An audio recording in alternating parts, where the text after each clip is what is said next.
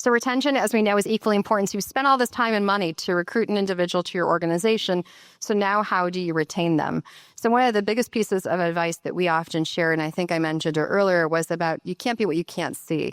So we encourage you to celebrate your women in your workplace. There's lots of ways to do that.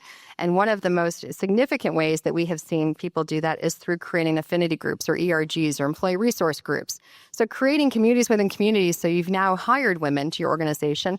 So how do we celebrate them? How do we as well help them find community within your company?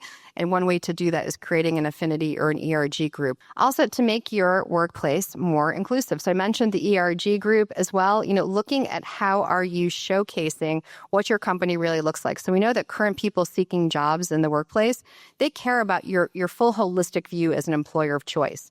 They care about what community initiatives do you have in place? What type of giving back are you doing where you have facilities in different regional and geographic areas? So think about transparency when you're looking at where people go to find information for you.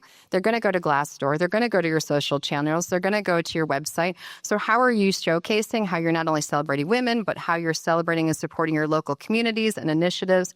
Those are critically important. And as you can see, diversity does improve the bottom line for companies. And women, of course, echo that as well. To have a boardroom that's filled with just people that all have the same backgrounds and the same experiences isn't going to bode well if you're looking at innovation and how do you create different things. So obviously diversity is important and women echo that as well.